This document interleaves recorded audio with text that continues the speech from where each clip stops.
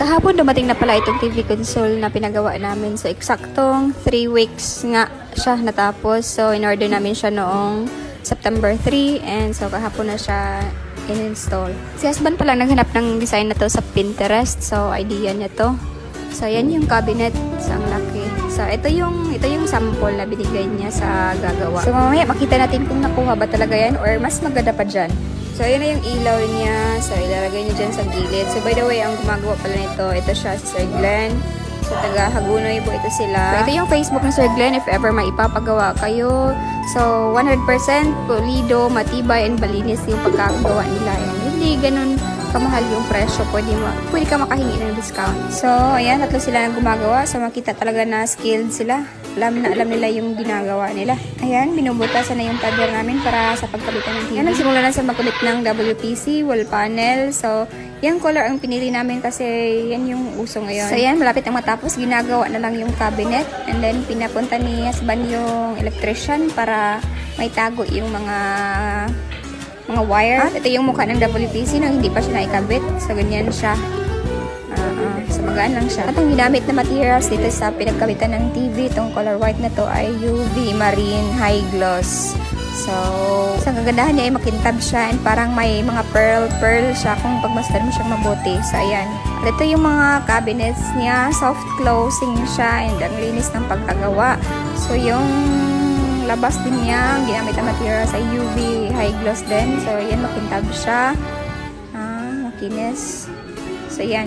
Soft closing siya pag i-close mo. Finally, tapos na. So, bayaran time na. So, babayaran na namin yung kulang na 20,000. So, ang pagpapagawa pala namin ay 40,000 lahat. So, 43K sana, pero humingi kami ng discount. So, nagiging 40 flat na lang siya. Thank you, sir. So, ito na lang yung hindi pa tapos yung sa kuryente para sa mga may tago yung wire. So, wala pa kasi yung electrician. Babalik ka lang daw niya. So, yan, may mga wires pa. So, yan na lang yung kulang.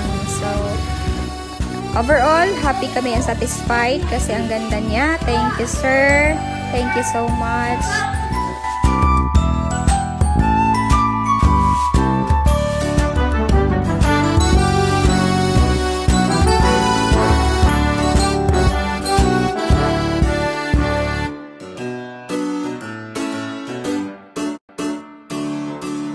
Ang matagal ko ng pinangarap na bar counter ay malapit nang maisakatuparan. At salamat dito sa asawa kong napaka-supportive. Ayan, sinusukat ng Sir Glenn. So, yes, si Sir Glenn pa din yan, yung gumagawa ng aming TV console noon. At ito, may dala siyang mga sample ng quartz stone. Ayan, para ito sa countertop. Pero hindi pa kami nakadecide kung ano ba yung gagamitin namin, yung quartz stone ba or yung tiles. Tatlo yung choices na pinapipilian ni Sir, yung quartz stone, tiles, at saka laminated. Pinakamura yung laminated, pero ang tendency is baka pagdaan ng panahon, mag-fade siya or magkagasgas. So, ang pinapipilian lang namin ay quartz stone and tiles. So, mag-canvas na lang daw muna si Sir ng tiles at update niya na lang kami. And abangan niyo na lang yung vlog ko after 1 week. Yes, 1 week daw matatapos na. So, pagdating ko ng bahay, ito agad yung una kong napansin. Tanggal na pala yung arco dito sa aming sala kasi nga bukas na i-install yung bar counter dito banda. And very good dahil si husband lang yung nagtanggal and then yung anak ko yung nag-video. And about doon sa countertop materials, hindi kami nag-go sa quartz stone kasi nga mahal siya, sayang yung pera. And ang tiles din daw, 60 by 120 lang yung available. So, pangit tignan pag may dinungtungan. So, ito na lang yung nirecommend ng gumagawa. Ang countertop talaga ito siya and mura lang din daw. And bukas, exchange na lang kami ng phone ni husband kasi nga duty ako sa school and mas malinaw ang kuha nitong phone ko kaysa kanya. So, abangan nyo na lang and salamat sa mga bagong nag-follow. Bye-bye! Bye-bye!